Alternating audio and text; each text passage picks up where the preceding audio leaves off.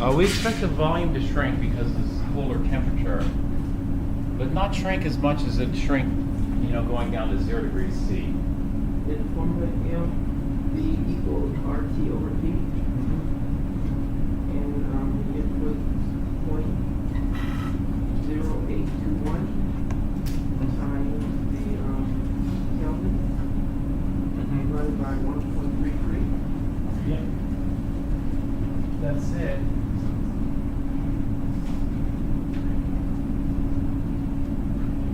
So we can do that here.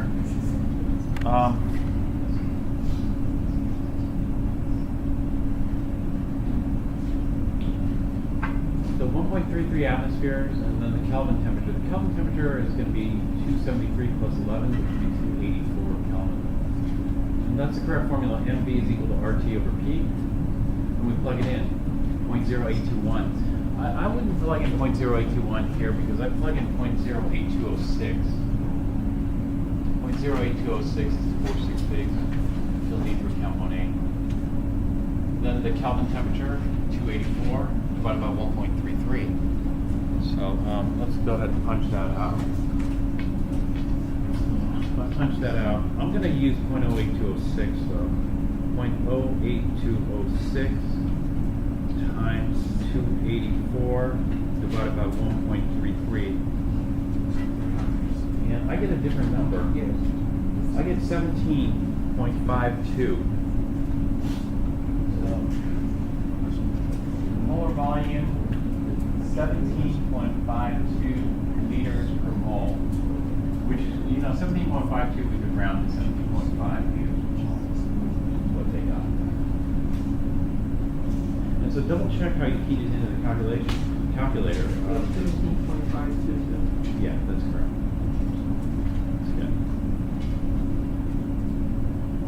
One of the questions I had this morning was, what's the exam going to cover? The exam is going to cover up through and include this molar volume stuff.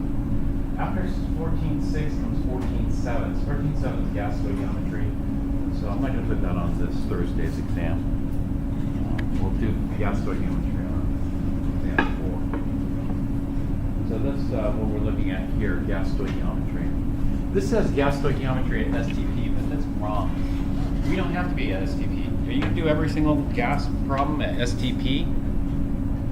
Does that even make sense to do? I mean, how many people work in a 0 degree C laboratory? It doesn't make sense. And so, this, I know it says, I'm leaving the slide as is because this is what Carpelici has in the book. But I would change this. So I'd just say gas stoichiometry at any temperature and any pressure. This is the stoichiometry map. So this first one we ignore. It's the second stoichiometry. The second stoichiometry map is exactly the same as the earlier stoichiometry maps, but it has one additional branch here. And so we looked at these two branches in the previous chapters. And so in chapter 14, we add this branch here. And the branch is, so let's just focus on what's new. If it doesn't look familiar already.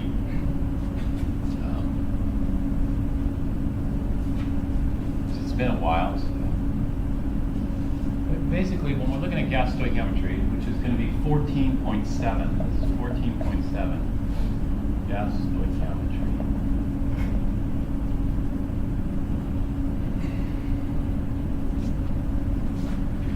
That means for Newton, just go up to molar volume. You don't have to do the gas stoichiometry problems in Newton for this coming exam. I noticed some people have already done it. Sorry, cut it short. So if you did that in anticipation of this. But gas stoichiometry, basically what we're going to do is we're going to go from liters of a gas. And so if we go from liters of a gas, then we need to figure out how many moles of A we have, moles of pure A. And so we can figure it out. There are two ways we could figure this out. One is we could use the molar volume, or two, we do a separate calculation. We do the ideal gas equation. I'll call it the ideal gas law. And so molar volume, this is a dimensional analysis approach. Ideal gas law, this is an algebraic approach, a second algebraic equation that we use to do it. Algebraic.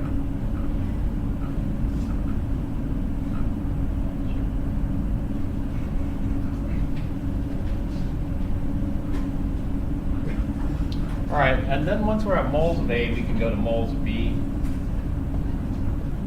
And from moles of B, we could get grams of B. We could get energy, as shown there, or we could get volume. Let's say if B were a gas, we could go from moles of B to liters of B gas. Again, if this were a gas, we would do that in one of two ways. One, we could use the molar volume, or two, we could use the ideal gas law.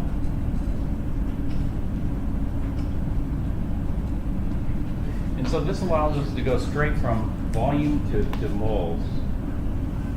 So let's look at an example of that here. What volume of hydrogen measured at STP can be released by 42.7 grams of zinc as it reacts with hydrochloric acid? I don't want to do this at STP, actually. You know, at 0 degrees C, the hydrochloric acid is probably like more like a slush. Almost. Maybe it's starting to freeze, maybe it's not. Depends on the concentration of the HCl. But the HCl is pretty dilute, and it's pretty close to freezing. And so I'd like to modify this problem. Rather than do this at STP, standard temperature and pressure, we're going to do this at room temperature and standard pressure. Let's do that. So I'll set this one up here.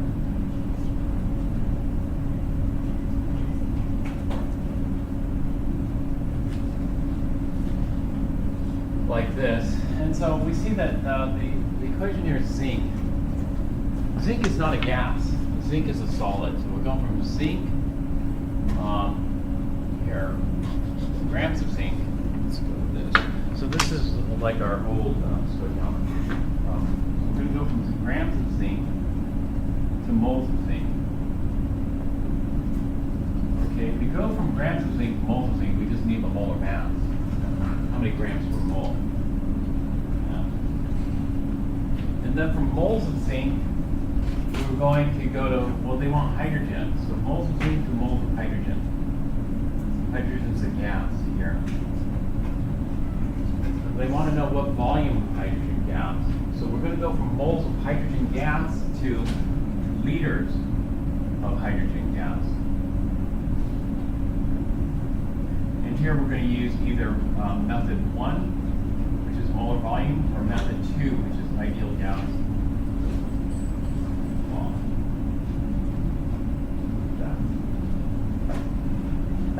Okay, we wouldn't do that here because this is just a solid and we have the mass already. So we'll go straight from mass to mole.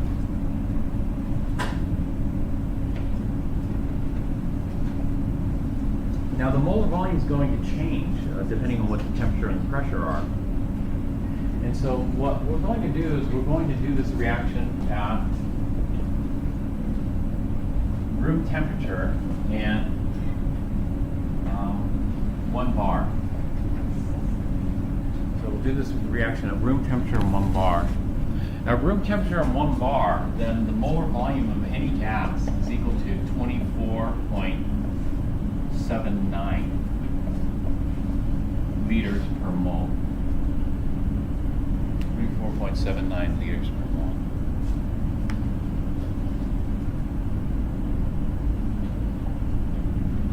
And so let's try option 1 here.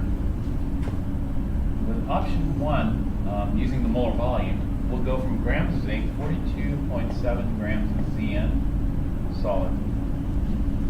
And then we'll look up the molar mass of zinc. Molar mass of zinc is here, 65.39 grams per mole. And so a mole of zinc weighs 65.39 grams. And so grams of zinc cancels, and that leaves us with moles of zinc. And so from moles of zinc, you want to go to moles of hydrogen. what's the mole ratio? And look at the mole ratio. It's 1 mole of zinc for every mole of hydrogen. So it's a 1-to-1 mole ratio. So I form 1 mole of hydrogen for every 1 mole of zinc that reacts. And so moles of zinc cancels, and that gives me moles of hydrogen. Well, if I know how many moles of hydrogen, and I know the molar volume, then I'll just use that. Hydrogen's a gas. A gas at this temperature and pressure occupies 24.79 liters for every mole. So the moles cancel out, and that gives me liters of hydrogen. So let's figure out how many liters of hydrogen it's going to be. So we go 42.7 divided by 65.39 times 24.79. 24.79. 16.18.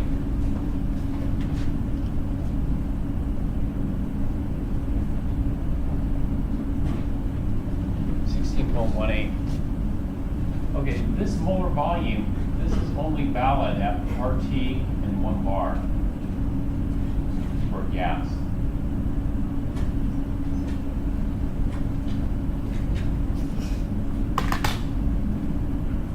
Okay, alternatively, I could have done this.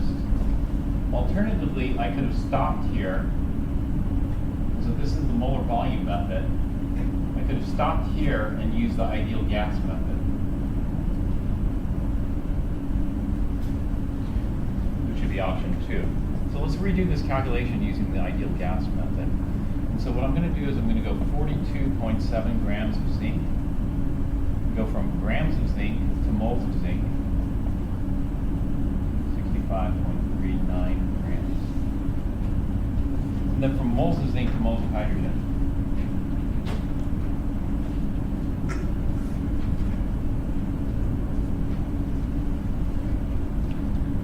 And stop there. I stopped there and calculated the number of moles of hydrogen. So 42.7 divided by 65.39 equals 0.653. 0.6530. So this comes out to 0.6530 moles of hydrogen.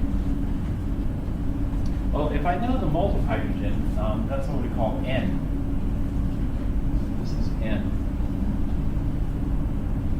I know P, and I know T. And so what I'll do is I'll solve the ideal gas law for volume. Volume is equal to nRT over P. And so we're going to plug that into the ideal gas law, the ideal gas equation. This is going to be 0.6530 moles of hydrogen times R, 0.08206 liters times atmosphere divided by mole Kelvin times T. T is 298. We're doing this at room temperature, which is 298.15 Kelvin, divided by the pressure. The pressure we're using is 1 bar. Okay, the pressure's not in the atmosphere, though. It's in bars, so we have to convert it from bar to atmosphere. The conversion from bar to atmosphere is this. 1 atmosphere is equal to 1.01325 bar. Okay, so we'll do this.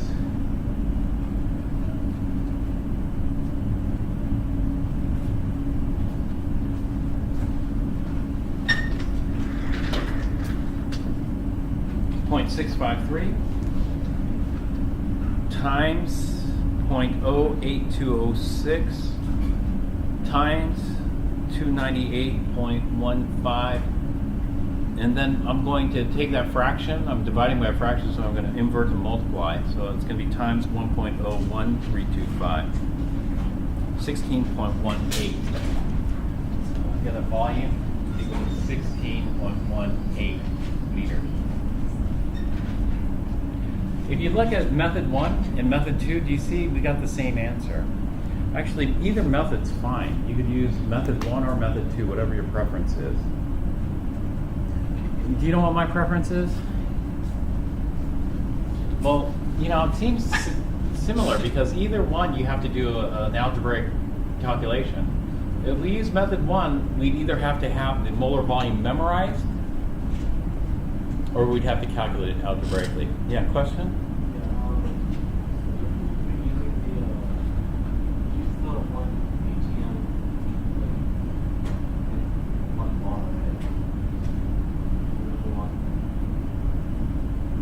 Yeah.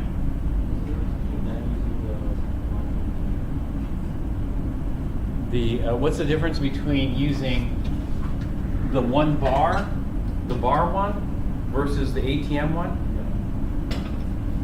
Well, difference is this. ATM is a little bit more pressure, a bar is a little bit less pressure. They're almost the same. And so if you have a little bit more pressure, the volume is just a little bit smaller. If you have a little less pressure, the volume is a little bit bigger. And so the difference is this. If we use ATM, the molar volume is 24.45 liters per mole. If we use bar, the volume is 24.79 liters per mole. And so if we use one bar, the pressure is a little bit reduced, and therefore the volume of the gas can expand a little bit. Does that answer your question, or? Well, so how do we know which one to use? How do we know which one to use? Is because they specified it up here. Reaction is at room temperature and 1 bar. There they specify. Where did they specify? On this problem, they specified the reaction is at STP. Or I might have specified that the reaction is at 1 atmosphere instead. If I specified the reactions at 1 atmosphere, I wouldn't have used this one. I would have used 24.45 instead. So it just depends on what is given in the problem.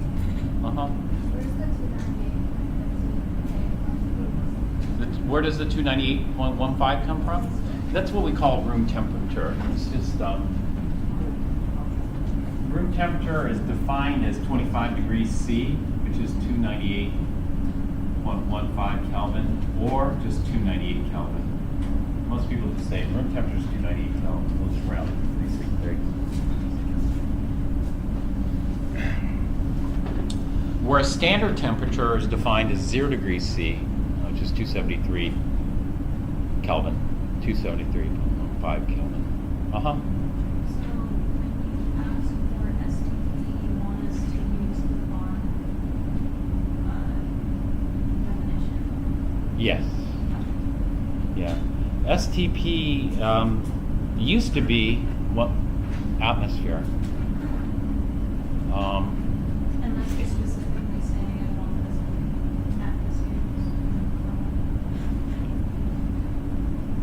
atmosphere. Just recently it changed to bar.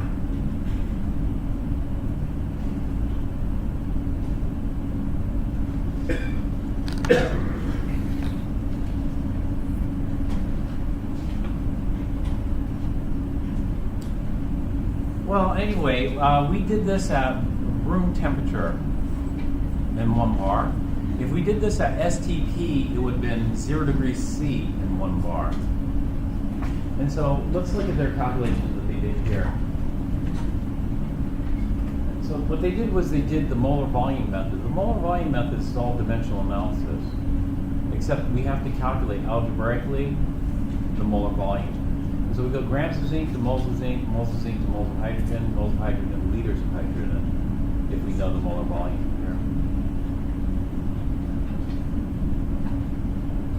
here. So grams of zinc to moles of zinc.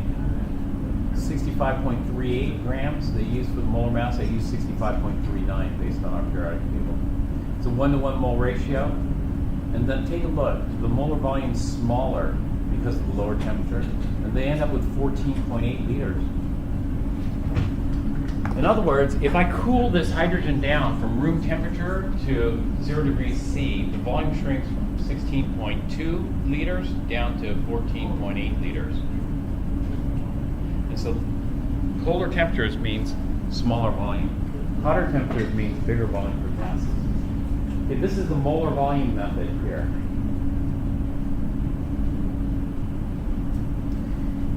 I prefer molar volume.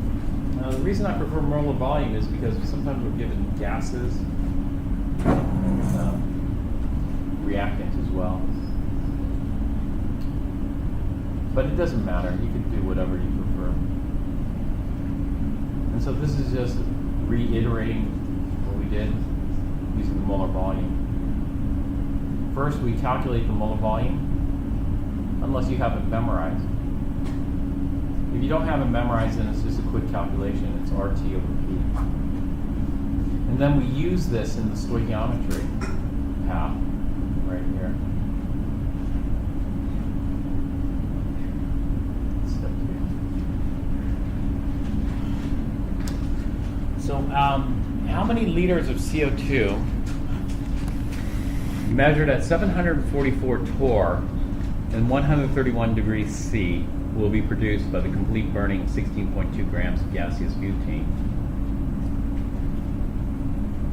So here's 62.4. And so which one do we, well, this molar volume, if we use the molar volume method, we don't know. We have to recalculate the molar volume because the conditions are different here. On the one hand, the temperature is greater. If the temperature is greater, the molar volume is going to be bigger. On the other hand, the pressure is lower because 1 atmosphere is equal to 760 torr. And so the pressure has been reduced. The pressure has been reduced, the gas expands. Temperature has been increased, the gas expands. And so try this problem out here. Let's see. You come up with.